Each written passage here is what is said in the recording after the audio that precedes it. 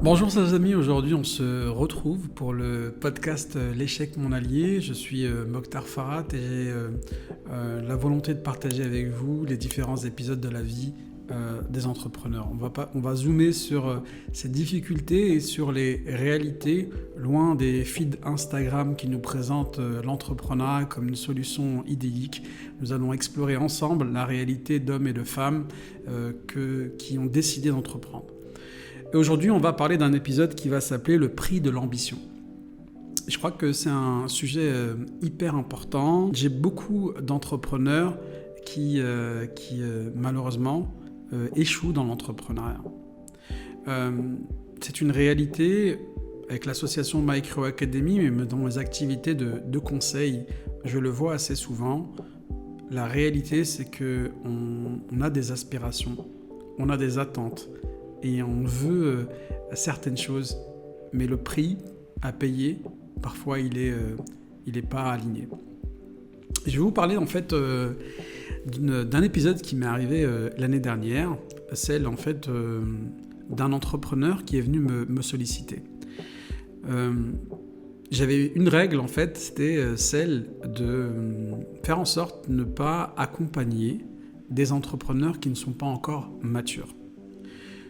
Et vous savez, quand on est entrepreneur, on a ce qu'on appelle un cercle. Moi, je fonctionne assez comme ça. Je suis assez hermétique pour celles et ceux qui sont à l'extérieur. Leur réalité, effectivement, je les soutiens, mais elle ne m'impacte pas. En revanche, si je te laisse rentrer dans mon premier ou dans mes cercles, j'irais amitié, business, ta situation de vie, elle me concerne.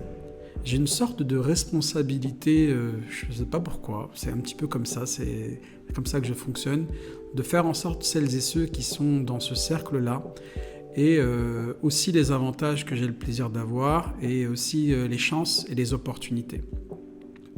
Parce que je crois que c'est ma vision de l'entrepreneuriat, parfois un petit peu idyllique. Je me dis, c'est tellement compliqué de se dire, allez, toi tu vas en vacances, tu voyages partout dans le monde, et celui que tu considères comme étant ton ami, il a des difficultés pour finir les fins de mois. Et c'est un petit peu malheureusement ou heureusement ma réalité. Donc si tu es dans mon premier cercle, je vois que tu es en difficulté, je vais avoir du mal à ne pas te soutenir. Alors appelons comme on veut, mais pour moi en fait il est crucial d'élever tout son réseau. Et je vous raconte cette petite histoire qui m'a marqué. Donc cet ami en fait, il était dans l'entrepreneuriat depuis près de 3 ans et autant dire qu'il avait une situation très difficile à tel point que les fins de mois ils étaient très compliqués. Il n'arrivait même pas parfois à payer le loyer, parfois même sur des choses assez basiques, manger au quotidien.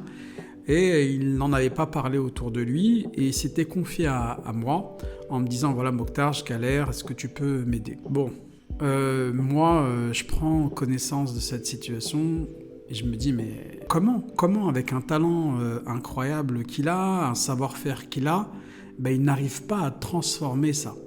Et je peux vous dire qu'il a un vrai savoir-faire, un vrai talent, une capacité d'accompagnement impactante et j'en ai vu des fruits. Et dans ma tête, il y a un bug. Je me dis, mais tu as ce savoir-faire peut être une solution pour des clients, mais qu'est-ce que tu attends ? Et j'ai remarqué en fait ce qu'on appelle la nonchalance dans l'entrepreneuriat. Mais c'est vrai, ça m'a profondément marqué parce que je me dis, mais tant que tu ne te sécurises pas financièrement, tant que tu ne sécurises pas la vie de ton foyer, tant que tu ne sécurises pas l'avenir de tes enfants, qu'est-ce que tu fous ? Ce sont des choses pour moi qui sont fondamentales. Et je me dis, en fait, il faut mettre en œuvre tous les moyens possibles et inimaginables pour te sortir de cette situation difficile. Pour moi, c'est assez simple. Et donc, en fait, je me rappelle, c'était en décembre dernier, il me dit ça, et donc je lui dis, mais écoute, t'as besoin de combien pour vivre dignement ? Il me dit, voilà, avec mes charges, mes trucs, c'est entre 3 000 et 4 000 euros de revenus. Et donc je lui dis, écoute, ce que je te propose, c'est je vais te faire un accompagnement en mode speed. En moins d'1 mois, tu vas te sécuriser et avoir ces revenus au bout du 3e mois pour être confortable. Par contre, tu vas appliquer ma méthode. Et il me dit, ouais, bien sûr, Mokhtar, je suis là tous les jours de la semaine, etc. Et je me rappelle, en fait, c'était, je crois, en décembre dernier, et donc on commence. Je pris en coaching peut-être 5 jours dans la semaine. Hop, premier jour, ton offre. Deuxième jour, ta valeur ajoutée. Troisième jour, tes marges. Et on travaille. Hop, j'active mon réseau. Premier rendez-vous. On rencontre le client. Compréhension de ses besoins. Je me rappelle, en fait, on devait voir le rendez-vous. J'avais fait le closing avec le rendez-vous pour amorcer et pour lui dire, écoute, je ne vais pas faire à ta place, mais je vais t'embarquer dans une méthode. Et je lui donne la méthode. Rendez-vous le mardi d'après. Le lundi 25, c'était, je me rappelle, c'était le jour de Noël. Et je l'appelle, je lui dis, bah alors on se voit pour finaliser l'offre, demain on a rendez-vous avec le client. Non, mais tu sais, c'est férié, etc. J'ai un bug dans mon cerveau. Je dis, mais attends, mais qu'est-ce qu'il me raconte, lui? C'est férié, on a rendez-vous demain avec le client, faut enchaîner. Bah, croyez-moi ou non. Et le gars, en fait, complètement déconnecté. Et pareil, rendez-vous avec le client, il me fait défaut, il ne vient pas. C'est là où je me suis dit, mais en fait, les gens, dans la longueur, ils tiennent pas.